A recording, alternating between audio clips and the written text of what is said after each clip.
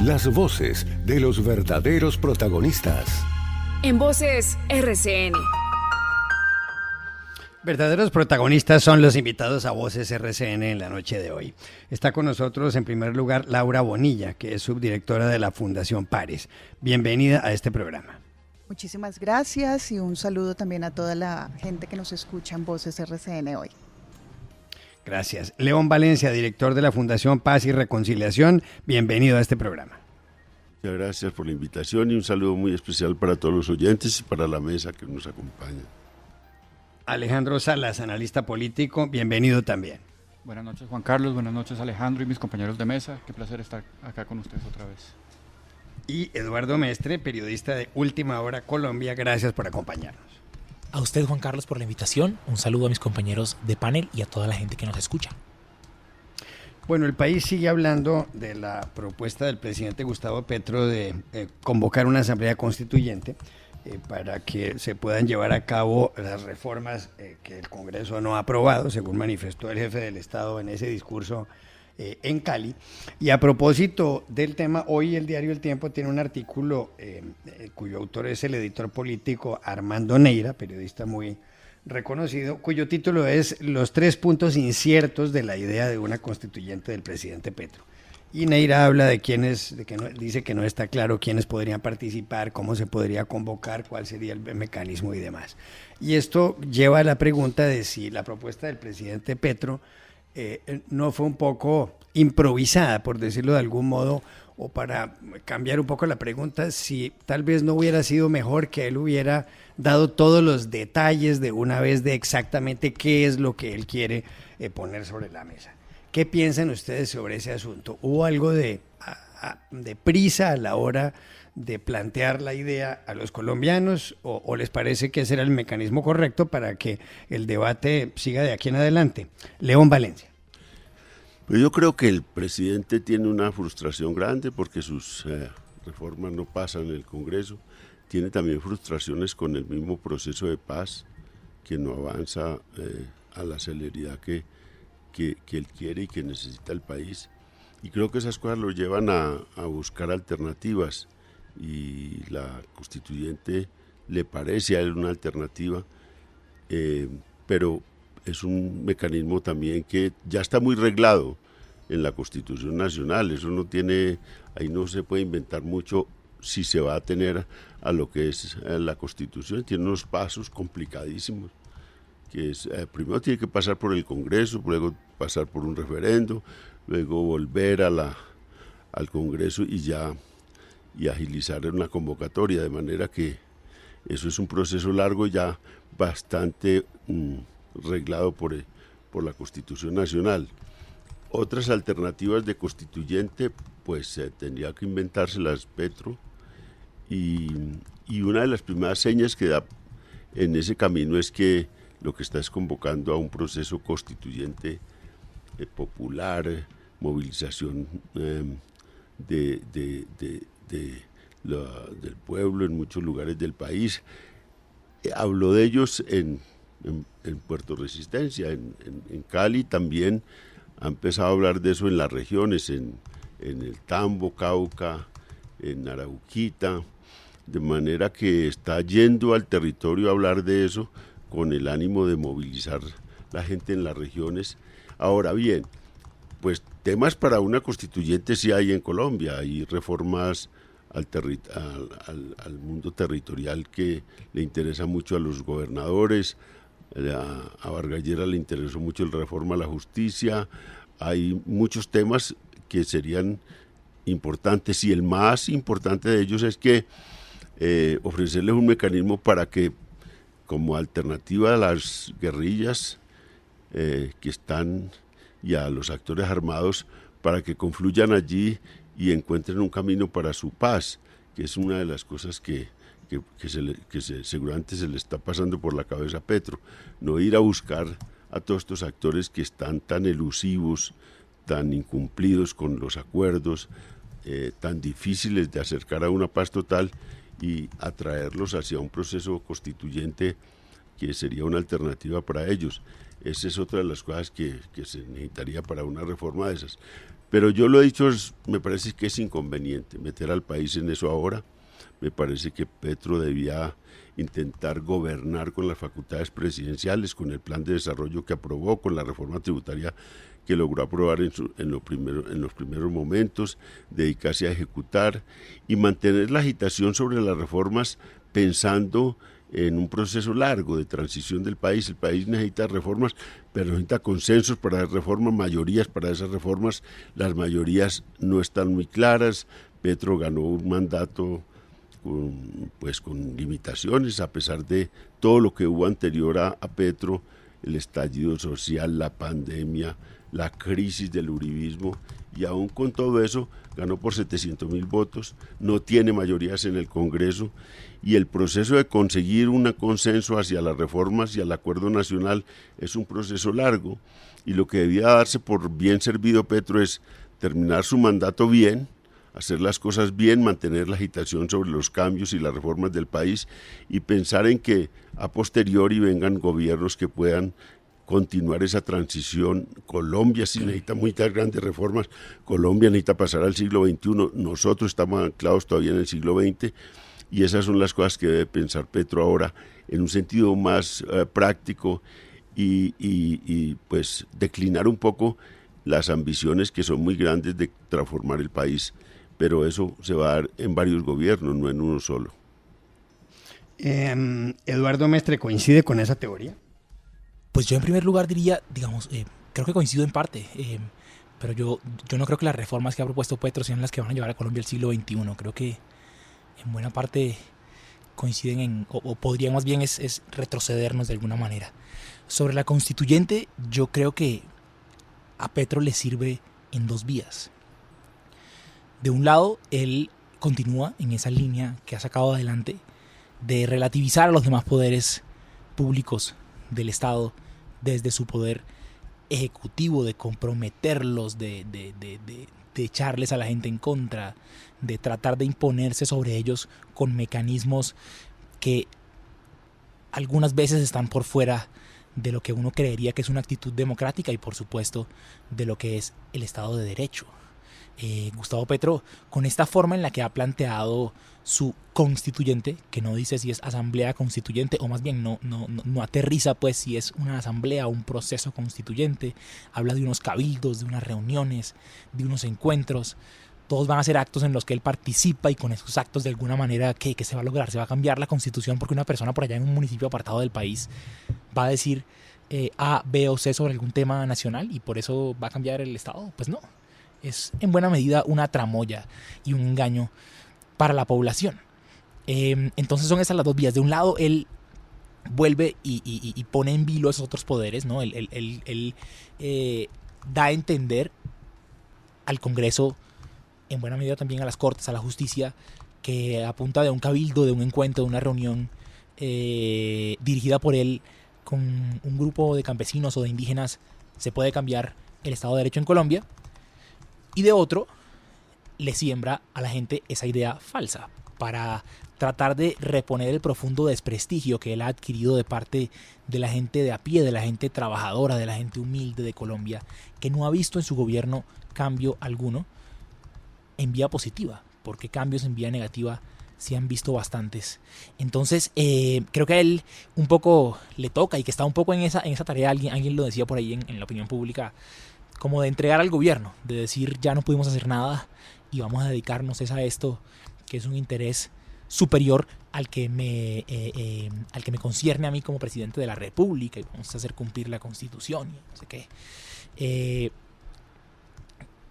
Gustavo Petro es un demagogo y en este caso lo demuestra por lado y lado con ambos sentidos en los que apunta su constituyente. Ahora yo sí me separo también un poco de las visiones, de la visión generalizada en Colombia, porque es una visión muy popular de que la Constitución del 91 es la panacea necesariamente, o de que es lo mejor que tuvo este país, o de que, como dijo el Consejo Gremial, es el mayor acuerdo al que han llegado los colombianos.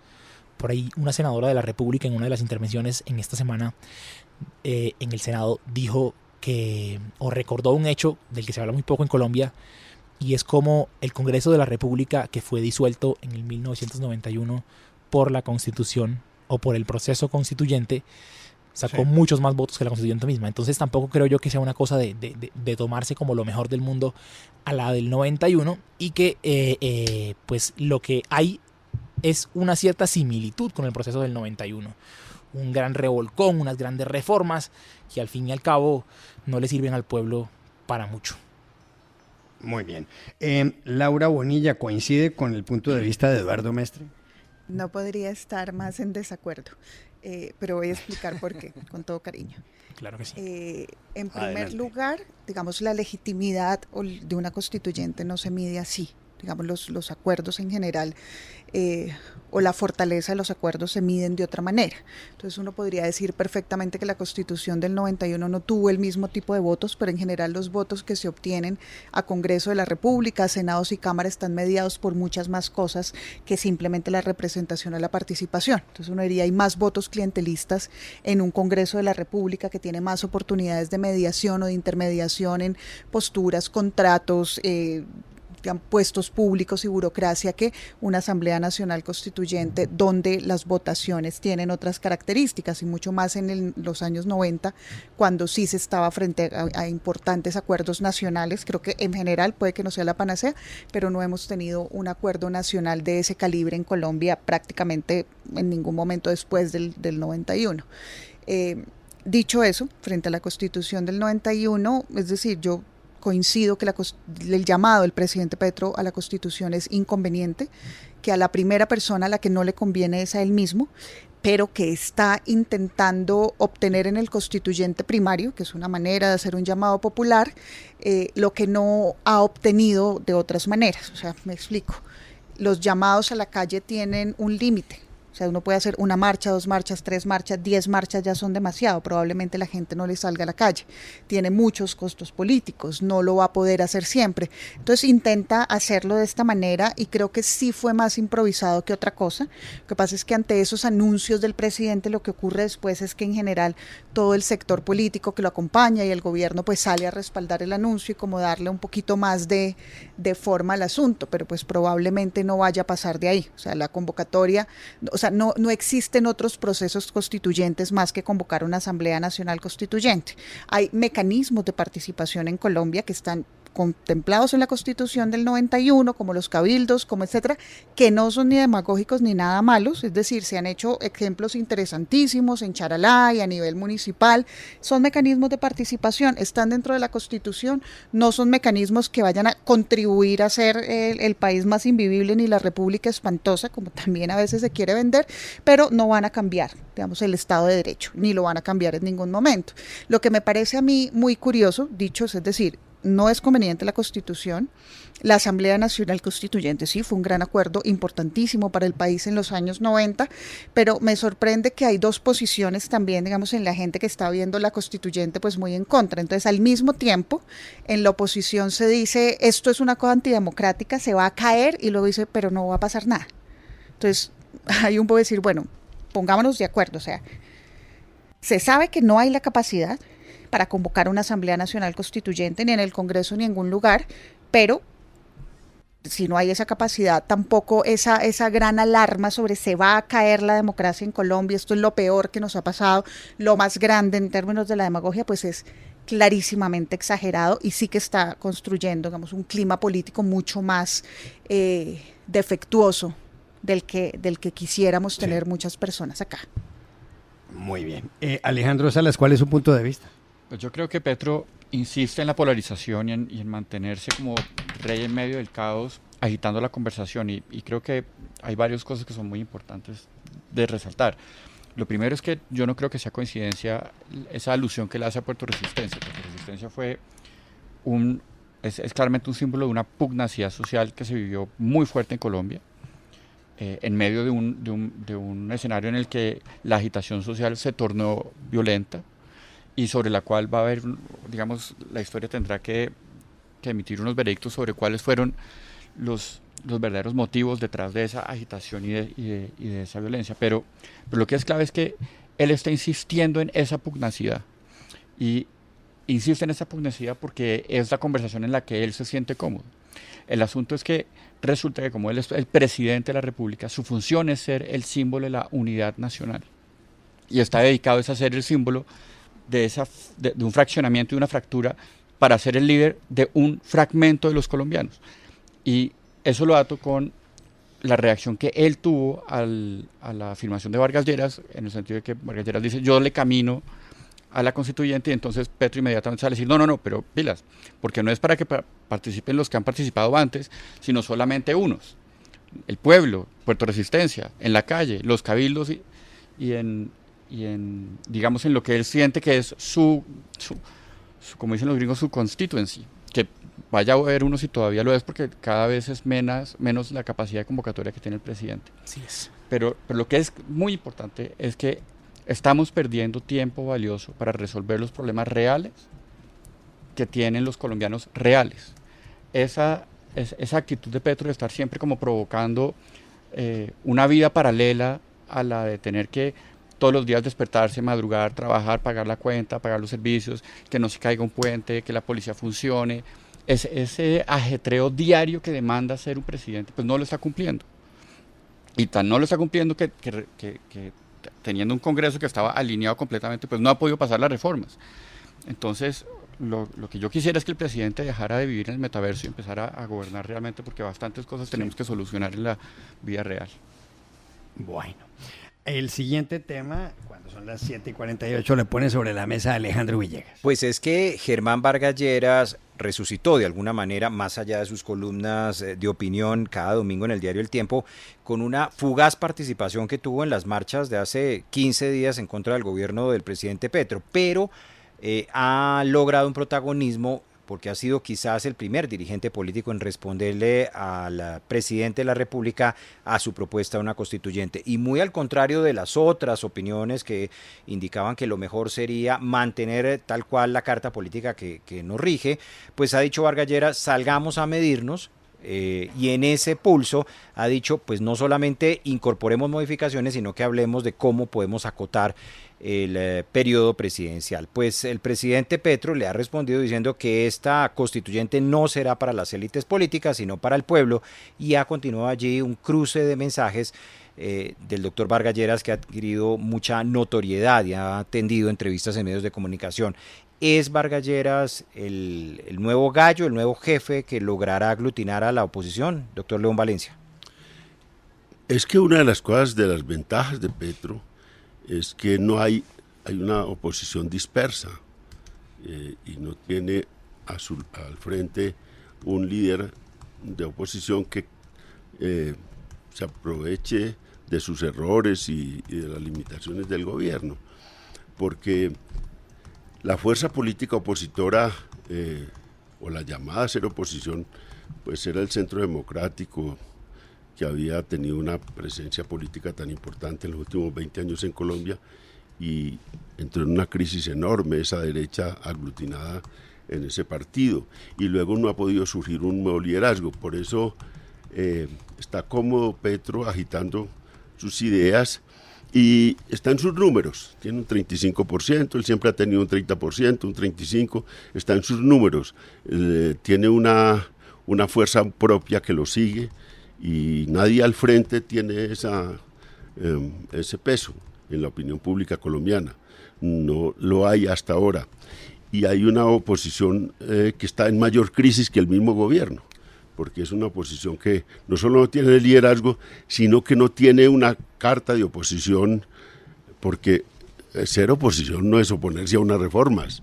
Pues el país necesita cambios, la salud necesita cambios, todo eso necesita cambios, y hacer oposición oponiéndose a que haya esos cambios de un sistema de salud que tiene 30 años, 40 años, de una reforma agraria que nunca se ha hecho en Colombia, hacer oposición a los cambios obligatorios en el mundo, al sistema pensional, a la reforma laboral, pues eso no es, digamos, muy constructivo, digamos, y no hay y hay una crisis de ideas en la oposición más grande que la del gobierno, y en esas estamos. Vargas Lleras es el más, digo yo, en algún momento he sido amigo de él y tengo un respeto y admiración por sus ideas, porque conoce el país, porque pero es una persona que pertenece a esas viejas élites y es muy difícil en este momento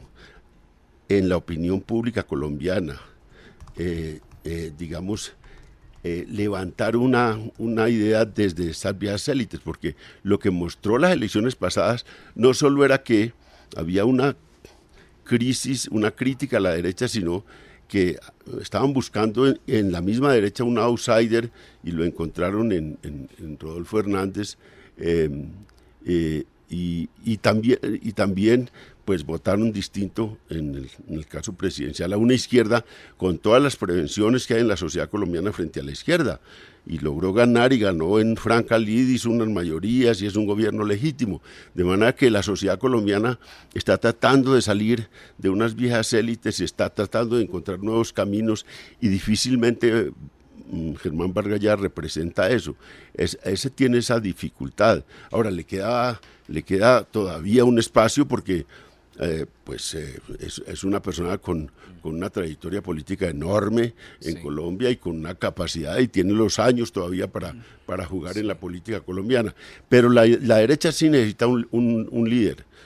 No sé si será Germán Vargas Lleras, pero necesita un liderazgo, y la política colombiana necesita un liderazgo de la derecha para poder que haya una competencia política interesante de ideas y de confrontaciones que nos lleve a un gobierno distinto y a un gobierno que continúe esta transición en el 2026.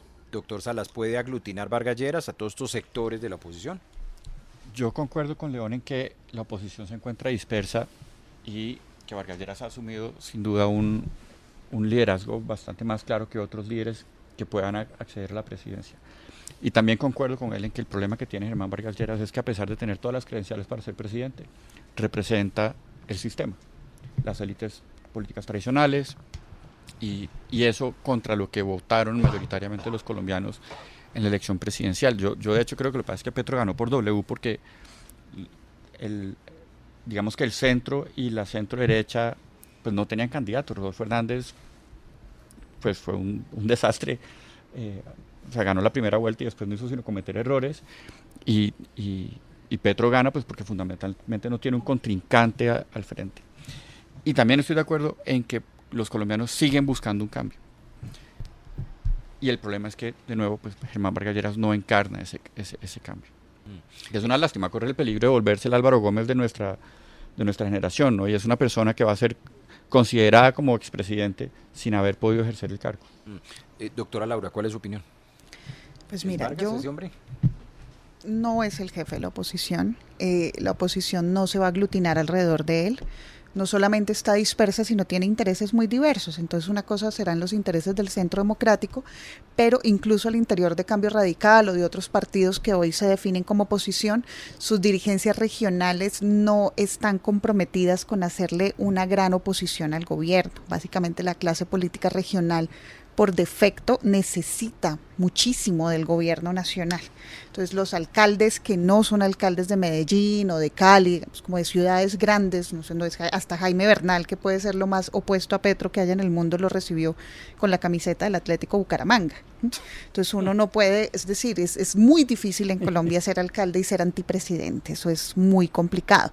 Entonces eso también juega en contra de eso. Lo que sí pasó es que Vargas Lleras muy inteligentemente usó ese llamado del presidente Petro a la constituyente para volver a estar en la opinión pública, que no es un asunto como tan fácil tampoco cuando uno pertenece a las viejas élites políticas. Entonces sí que ante los ojos, digamos, más de la opinión política o más de la opinión mediática, pues sí, digamos, ganó varios puntos. Doctor Eduardo Mestre, ¿el man es Germán? Yo diría que lo que para Petro es una constituyente, para Vargas Lleras fue una reconstituyente de su posición en la política colombiana, porque estaba muy desdibujado, desaparecido. Él se encuentra hace ya bastantes meses en una campaña como de reinvención, ¿cierto? Que yo creo que desde el punto de vista del marketing político y de la figuración pública y demás, tratan de vender a eso que los panelistas bien han presentado como una figura anquilosada de la oligarquía colombiana, como un ser humano. Entonces él a cada rato está apareciendo con niños y dijo que fue a un concierto y aparece con opiniones sobre temas que no son de política. Se está como reinventando y haciendo ahora apuestas. presenta listas de Spotify. Listas de Spotify. Estuvo en el concierto de Gracie Rendón, entre otras cosas que yo me pregunto qué pensará la gente que tiene dificultades para comprarse una comida al día, etcétera, cuando las ve. Yo creo que hace dentro de esa campaña de mercadeo unas apuestas pues muy altas, e hizo esta apuesta de decir no, más bien montémonos al bus de la Constituyente. Yo el día de hoy lo que vi fue que él ya estaba recogiendo un poco la pita frente a eso y apareció en un canal de televisión muy importante. ¿Petro por o la Vargas? mañana. No, Vargas Lleras estaba recogiendo ya la pita de esa idea de no, mirámonos y me monto al bus y vamos a ver entonces quién es el que más y no sé qué, porque no fue bien recibido. Si ustedes se fijan en la opinión, yo miro bastante X y la verdad, la gente no recibió bien esa idea. La gente, o bien por considerar que hay mucho riesgo, o bien por verlo como una manifestación de oportunismo, que en mi opinión lo es, pues no le copió esa idea. Entonces él ya el día de hoy en un canal de televisión estaba diciendo que él realmente no se había montado al bus de la Constituyente del presidente Petro, sino que al contrario había hecho esas declaraciones simplemente de forma metafórica o irónica para tratar de exponer la incoherencia de Gustavo Petro. Creo que va un poco para atrás. Creo que le va a costar mucho liderar la oposición, y creo que creo que es normal que haya diferentes oposiciones en un país. Aquí Laura hace un rato nos decía, pero es que como dicen una cosa unos y otra cosa otros. Yo creo que es normal. Yo creo que eso que tiene representación parlamentaria y que se hace llamar oposición, en buena medida pues es muy incoherente en esa oposición que hace hacia el gobierno de Petro. Ya se mencionaba antes acá, y lo mencionaba el doctor León, que Vargas Lleras, mientras aspira a ser el más grande opositor de Petro, pues va semanalmente y se sienta en la mesa de construcción de la reforma a la justicia del presidente Petro, y el uribismo a veces le hace el quórum para su reforma, etcétera. Yo creo que para la gente que está en la calle, para la gente que sufre el día a día, para la gente que se enfrenta a la alza de la gasolina, a la inflación, a los precios de la comida, la oposición no está en esos partidos y en esas voces viejas de la oligarquía colombiana. Yo creo que la alternativa a este gobierno, incluso a las malas reformas de este gobierno, está en los sectores sociales que cada vez más, cada uno a su ritmo y a su manera, encuentran la forma de plantear sus diferencias con lo que el gobierno está planteando. Cuando León decía que hacer oposición no es solo oponerse a las reformas porque son muy necesarias, yo creo que los que de verdad se han opuesto a la reforma a la salud son los colegios médicos en Colombia, que han salido a explicar cómo a ellos es a los que le van a recargar ese desorden en materia de recursos con una especie de disciplina, y son las organizaciones de pacientes. Y en la pensional ha sido la coordinadora de organizaciones de pensionados la que ha salido a mostrar cómo esta reforma va a aumentar en 3 años para algunas personas la edad de pensión, y cómo va a reducir sustancialmente las mesadas prácticamente para todos los que hoy tienen expectativa de pensión en Colpensiones. Entonces yo creo que la verdadera oposición es la de los sectores sociales, la de los sectores productivos que están en la calle y que están día a día desde sus entornos y desde sus espacios promoviendo sus intereses de manera puntual, y creo que ahí y desde ahí es que van a ser una verdadera alternativa a este gobierno, quizá no con un gran éxito electoral, pero sí con posiciones correctas y no oportunistas como la de Vargas Lleras. Hay una cosa que yo creo que es súper importante, es la razón por la que no hay una verdadera oposición es porque no hay una persona que esté inspirando a los colombianos, no hay nadie que esté enamorando a los colombianos, no hay nadie que esté diciendo este es el futuro que deberíamos tener versus esta realidad que estamos teniendo.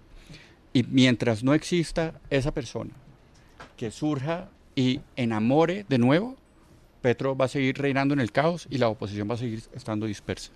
El verdadero aglutinamiento va a llegar cuando volvamos a tener una idea de cómo puede ser mejor este país. O cómo puede ser peor y volvemos a votar con un miedo inmenso en el corazón, que también pasa muchísimo. Por ejemplo, los fenómenos de ciertos votos, como lo fue, por ejemplo, el voto a Javier Milei, todo también es un voto castigo, ¿no? Entonces las sociedades también tienden a escoger outsiders, no porque los enamore, sino también porque los vuelca hacia eso. Continuamos En Voces RCN. 8 de la noche, 6 minutos. Seguimos en Voces RCN con Laura Bonilla, León Valencia, Alejandro Salas y Eduardo Mestre. Hay un artículo en La Silla Vacía acerca de lo que está ocurriendo en la Cancillería. Recordemos que Álvaro Leiva ya no está ahí, por lo menos temporalmente. Hay unos procesos que están siguiendo su curso, pero lo ha sido reemplazado por Luis Gilberto Murillo, el ex embajador en Washington. La Silla Vacía dice en un artículo en las últimas horas lo siguiente, y el titular es claro: Murillo saca a fichas de Leiva y afianza su poder en la Cancillería. Lo que señala este artículo es que Luis Gilberto Murillo, pues primero desvinculó a José Antonio Salazar, que fue un funcionario muy cercano a Álvaro Leiva, que estuvo en todo el lío de la adjudicación del contrato de los pasaportes para la firma Thomas Gregg & Sons. También dice La Silla Vacía que Murillo desvinculó de la Cancillería, desvinculó es por no decir echó, para que no queden tan mal, pero echó también de la Cancillería a Juan Carlos Lozada, que era el director de Asuntos Jurídicos Internacionales del Ministerio.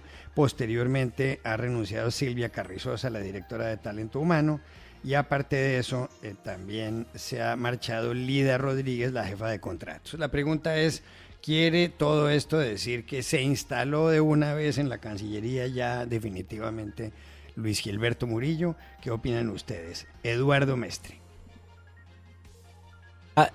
Yo creo que en efecto Murillo se instala en la Cancillería y se instala también en esa precampaña presidencial, ¿no? Como una figura que podría darle cierta continuidad al proyecto de Gustavo Petro, e incluso que podría hacerlo de forma más solapada, e incluso que podría llegar a convocar a sectores que hoy se supone que no están con Petro, pero que pertenecen a ese supuesto autodenominado vacío e inconsistente centro político, siendo este personaje Murillo la ex fórmula vicepresidencial de Sergio Fajardo. Entonces creo que ese es un cargo que le permite pues lucir, le permite incluso no estar siempre tan cerca al presidente, le permite mostrarse como algo distinto dentro de lo mismo, y yo tengo mis dudas. Digamos, si uno quiere ver esto como algo positivo, ¿no? Sacaron a las personas de Leiva que venían muy cuestionadas.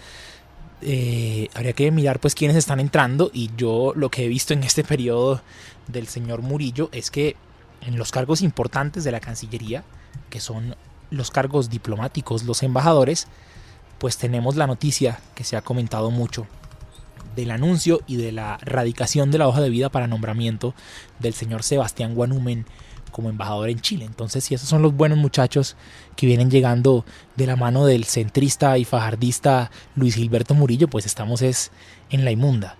Yo creo entonces que le toca a los colombianos estar muy pilas, sobre todo con en qué van y en qué quedan esas cosas que tienen apariencia de corrupción que quedaron del momento de Leiva, más allá de las personas que ocupen el cargo y que representen o no al Estado en las demandas que se vienen, en los procesos disciplinarios, y estar muy alertas con el devenir y el trasegar político de la figuración del señor Murillo desde esa responsabilidad en la Cancillería.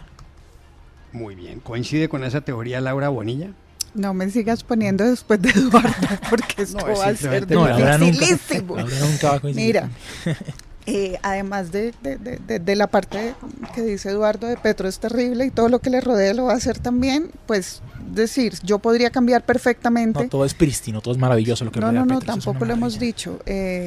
Pero yo podría cambiar perfectamente el titular de La Silla Vacía y poner: llega un nuevo canciller y cambia los cargos de libre nombramiento y remoción.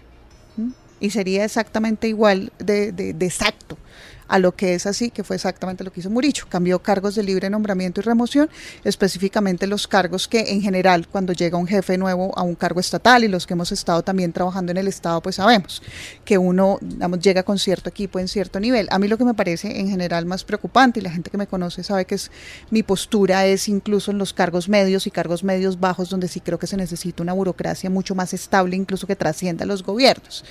Pero no es lo que está pasando. Entonces, que Murillo quiera o no quiera quedarse es una decisión del presidente, no de Murillo, ¿sí? que efectivamente si necesita hacer un trabajo y cumplir unas órdenes del presidente y necesita un equipo en la alta dirección que hace absolutamente todo durante todos los años de la República, cada persona que se ha posicionado en esos cargos, pues es efectivamente lo que ha hecho. Y el nombramiento de Juan Núñez no tiene que ver con Murillo, era un nombramiento además que entiendo viene de la Casa de Nariño, y ahí uno podrá tener todas las críticas como se tienen a otros cargos diplomáticos o a la promesa que se hizo en campaña de que se iban a elegir cargos de carrera diplomática por primera vez para las embajadas, pero no es verdad que venga de Murillo, ese cargo viene de antes. Muy bien. ¿Qué piensa de esto Alejandro Salas? Pues es perfectamente probable que lo que esté llegando es el embajador Murillo a asumir la Cancillería. El asunto es que lo grave no, hemos dicho, el problema no es tanto quién ocupa la Cancillería, sino cuál es la política exterior de Colombia en estos momentos. A mí me tiene muy preocupado que Petro pues no ha dicho nada en lo que tiene que ver con Venezuela y lo que está pasando con la oposición en Venezuela, no ha dicho nada sobre lo que pasa en Nicaragua. Estados Unidos acaba de reducir su presupuesto de ayuda a Colombia, y él sigue, por ejemplo, insistiendo en el tema del genocidio en el conflicto árabe-israelí a raíz de la ocupación de Gaza, de la intervención israelí en Gaza. Que sí la tiene ganada en términos generales, ¿no? Porque sí, esa discusión está bien, pero el asunto es que la política exterior no es solamente ese debate, ¿no? Y es que uno, francamente, lo que ve es a Colombia como alineándose entonces con regímenes autoritarios y dejando de lado, digamos, que lo que era una participación muy activa en foros democráticos. Y ese liderazgo que tenía Colombia pues se ha venido diluyendo porque el presidente se ha venido concentrando en esas discusiones que está bien que se den, pero que no responden a la realidad política del país. Es decir, nosotros no podemos ser absolutamente mudos frente a lo que pasa democráticamente en Venezuela y en cambio tener una postura súper activa en lo que pasa en Israel. Entonces uno dice, bueno, ok, ¿dónde están las prioridades del gobierno? Y de nuevo, ¿dónde está la gestión del gobierno? ¿Dónde está la gerencia del gobierno? ¿Cómo es que el presidente está planteando resolver los problemas que nos trae convivir con los vecinos que tenemos? Entonces, pues puede llegar el canciller que sea, chévere que sea Murillo porque venía haciéndolo bien en la embajada, salvo pues esta noticia de la reducción del presupuesto. Pero, ok, ¿y cuál es la política exterior de Colombia? La de verdad, no la del discurso, sino la de la realidad. Yo sigo pues sin ver una respuesta en el horizonte ni cercano, ni lejano, ni nada. O sea, tenemos un presidente que lo que hace es discutir, filosofar y a qué horas administra. Ya, muy bien. León Valencia, ¿cuál es su opinión? Pues yo creo que en el caso del embajador Murillo ha hecho una gran embajada en la principal embajada colombiana y es muy apreciado en los círculos en Washington. Me parece que ha hecho una gran cosa. Él viene del santismo, fue ministro también allí y viene, y creo que pues es muy probable que se quede porque también Leiva cumplió como su papel ya, cerró, digamos, en un mal momento su estancia en la Cancillería. Creo que eso está. Ahora, Alejandro, sí, me parece que es insostenible cualquier idea de que esta política exterior de Colombia por lo menos se recuperó un poco. Reconstruyó unas relaciones con Washington, intenta mediar y jugar un papel regional en una situación muy difícil con todas las crisis de ese régimen venezolano y realmente unas relaciones excepcionales con España y con la Unión Europea. Es que lo del señor Duque era un desastre completo. No, ahí sí vamos a estar en desacuerdo. Ahí sí. Un señor que se metió a tumbar a Maduro y bueno, eso lo atornilló más. Un señor que como intervinimos intervinimos en la campaña, que eso nunca se le había ocurrido a nadie, intervenir en la campaña norteamericana en contra de Biden. Es que eso es falso, el presidente Duque jamás se metió en la campaña. Oye, entonces, ¿por qué? Hubo unos senadores del Centro Democrático que fueron allá a hacer una campaña de ellos, pero el gobierno colombiano nunca intervino en la elección. Pero se la cobraron duro Biden a Claro, señor y es Duque. un error enorme de esos de Biden, porque, por ejemplo, en esa misma filosofía fue y les entregó de vuelta a Maduro. Le entregó de vuelta a Maduro a Alex Saab. Es decir, la carta de negociación que tenía Biden, que era Alex Saab para presionar a Maduro para que en efecto hubiera una transformación democrática en Venezuela, se la entregó regalada. Bueno, a mí eso me parece interesante, y desde Colombia criticando la política exterior norteamericana también, eso, no, claro, yo estaba en desacuerdo con la mayoría de la política exterior norteamericana toda la vida, pero lo que te digo es que en el caso de la política colombiana, por lo menos hay una política exterior seria. ¿Cuál es la política exterior seria? Pues unas relaciones tranquilas con Washington y productivas con Washington. Tan productivas que le acaban de bajar el presupuesto. No, pero está bajando el presupuesto. La verdad es que no, pero bueno, la ignorancia es grande. Estados Unidos está en un lío enorme en el mundo, está en Ucrania, está en Gaza, está gastando su presupuesto en una cosa asombrosa que es todos estos conflictos en los que está metido en el mundo. Y le está dejando la puerta abierta y además, a esa intervención aquí desde Venezuela. Y te digo, para el caso, digamos, de la ayuda norteamericana en la lucha antinarcóticos, es que lo que estamos es que hay que cambiar la política antinarcóticos. ¿Y solos lo vamos a hacer? No solos. Por eso es el lío. La tenemos que hacer con Washington, la tenemos que hacer con el mundo. Pero te digo, puede que la política exterior colombiana, frente a comparado Petro-Santos, no sé, creo que Santos fue una política exterior muy productiva para Colombia, pero lo de Duque fue un desastre completo en línea, pues. Es que además hay cosas que ahí sí. Pero si usted con las dos con los dos países, las principales relaciones de Colombia son Washington y Venezuela. Esas son las dos más importantes embajadas de Colombia. Y si todas dos, primero no teníamos embajador en Venezuela. Que lo retiró Juan Manuel Santos. Sí, y primero no teníamos embajador en Venezuela y ahondamos toda la crisis con Venezuela. Y segundo, teníamos una mala relación con Biden. Entonces, bueno, ¿cómo sostiene usted que tenía una buena relación? Pero es que hay dos cosas que hay que... Estas peleas por quién es más lacayo, yo no las entiendo. No es que no es más lacayo. Es entender, por ejemplo, que el cerco diplomático en Venezuela estuvo soportado por más de 59 países. Eso no fue solamente... pero al final fracasó. Yo creo que sí, sin duda fracasó.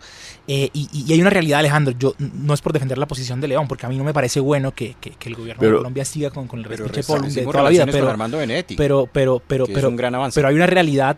Y es que Petro hoy es la ficha más importante que tiene Biden en América Latina, uno podría decirlo, lo dijo el expresidente Samper en unos días, hace unos días en una entrevista, lo dice León.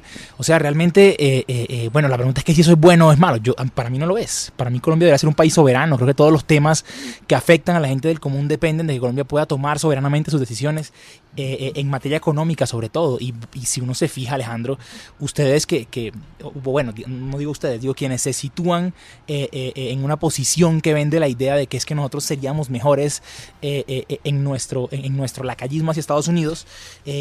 No, pero es que no podemos yerran en el hecho de, póngale el nombre que quiera, yerran en el hecho de no reconocer que en esto, por ejemplo, en las reformas de Gustavo Petro, Estados Unidos está detrás de todas y cada una, celebrándolas y promoviéndolas a más no poder. La laboral es un desarrollo de su TLC, la pensional es ese mandato que le hizo el FMI a Petro y que lo está cumpliendo al pie de la letra, de ahorrar y de recortar el gasto fiscal, y así con todo y con cada uno. Entonces, yo creo que lo que ocurrió en Colombia, y el país tiene derecho a saberlo, es que estos poderes que siempre habían dirigido los destinos de este país, encontraron a un hombre perfecto para prolongar esa dominación, esa sumisión, con otra cara, con una cara reformista, maquillada, alegre, que les permite imponer su visión a través de otra máscara. Uy, no, pero deme un minuto de por Dios santísimo para responder esto, porque, mira, vamos a ponernos con un poquito de seriedad con este debate. A Colombia le conviene tener buenas relaciones con Washington.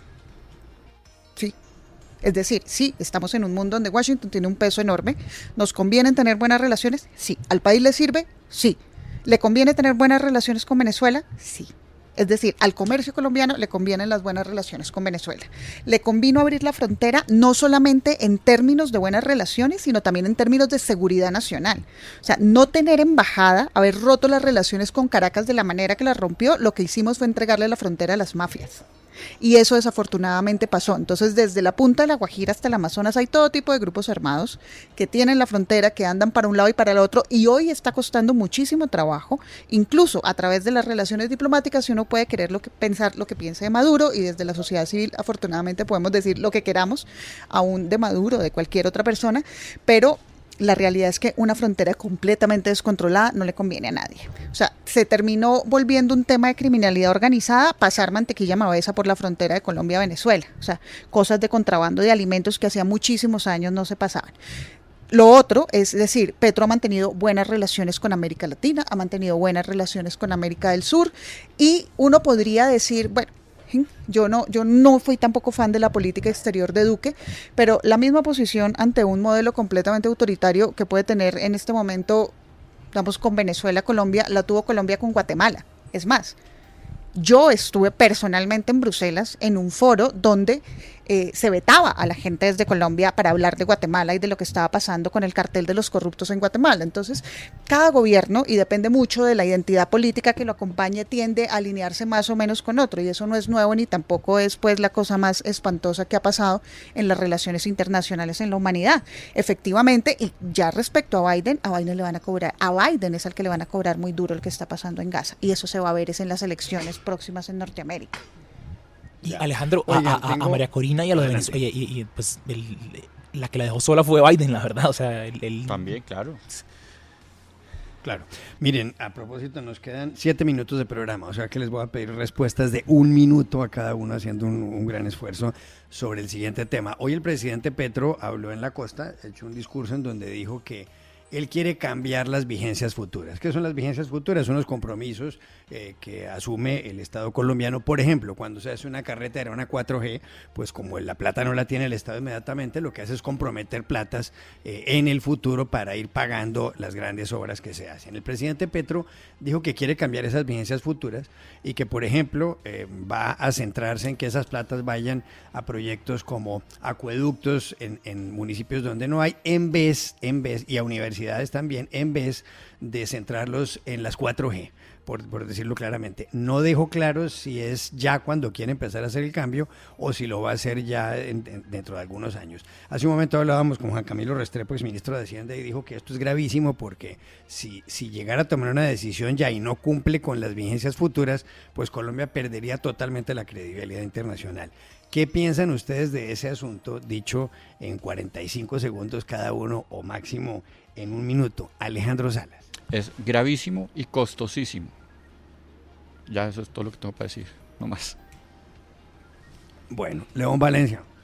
Creo que todos estos anuncios de Petro, que hace 2 o 3 por día, que es impresionante, pues son para el debate público más que tomar decisiones inmediatas sobre temas que son complicados. Pero claro, tienen ese sentido de decir lo que está diciendo desde el principio en todos los campos es priorizar a la gente de las regiones más apartadas, romper brechas, llevar más condiciones para los pobres, para la gente humilde y para todas esas regiones abandonadas. Es como el sentido que siempre le da a todos estos anuncios, y tienen más un sentido político que una decisión concreta e inmediata. Ya, Eduardo Mestre. Alejandro, el presidente no ha cambiado la forma en la que se financian las vías en Colombia. Las 4G no solo se financian con presupuesto del Estado, sino en buena parte y en buena medida con presupuesto de los peajes que pagan los colombianos. Y en este momento hay un montón de conflictos y de gente que con toda razón en muchos lugares de Colombia se está levantando contra esos peajes. Ha estado enfocada esa lucha en el Caribe colombiano, pero se ha expandido a lugares como Barbosa, Antioquia, donde la respuesta del gobierno, obviamente el de Antioquia, pero también el nacional, ha sido nada más que la represión para esa gente. Acá no hay luces de que el negocio para esos especuladores que se han adueñado de las carreteras en Colombia vaya a cambiar en lo absoluto. No, pero venga, perdón, pero hay una cosa muy breve que yo tengo que decir, es que el anuncio del presidente tiene unos efectos en los mercados internacionales que es inevitable. Y la desconfianza que esto produce hace que los intereses sean más altos, que las primas de seguro sean más altos. Y todos esos mayores costos se traducen en que de los impuestos vamos a tener que buscar de dónde sacar más plata para poder solucionar esta salida del presidente. Es de una irresponsabilidad absoluta salir a plantear que las reglas de juego mínimo con las cuales se hacen negocios en Colombia, en el largo plazo, se pueden cambiar porque a un presidente se le ocurrió un día por la mañana salir a decir o cambiar o decidir que ya no le parece como tan chévere como funciona la economía en el país, y entonces él simplemente quiere cambiar las reglas. Esa falta de estabilidad no la cobran los bancos por las buenas o por las malas, porque vivimos en un mundo financieramente completamente interconectado. Muy bien. Laura Bonilla, última respuesta del programa. 20 segundos para decirle a Alejandro y a la audiencia que realmente los mercados internacionales no están parándole muchas bolas a los anuncios del presidente Petro. Incluso hay anuncios que han sido más duros y que no han reaccionado los mercados internacionales, y creo que es porque lo están considerando como un presidente que hace muchos anuncios y no hay tanto de qué preocuparse en que los lleve a concretar. No estoy diciendo que sea bueno o malo. Y sobre las vigencias futuras, y es un tema muy delicado, dudo muchísimo que eso pueda tener un desarrollo más allá del anuncio. Y si el presidente quisiera, digamos, en su espíritu avanzar con lo que realmente tendría que avanzar, pues hay unas conclusiones de la misión de descentralización que perfectamente podrían ser muy interesantes de revisar. Sería interesantísimo, solamente para responder lo siguiente, perdón, Juan Carlos. Es que la inversión sí se frenó. La inversión sí se frenó. Bueno, se nos acabó el tiempo, señores. Gracias, Laura Bonilla, León Valencia, Alejandro Salas y Eduardo Mestre por haber estado aquí. Y a ustedes los espero mañana nuevamente en Voces RCN, 8 de la noche, 27 minutos.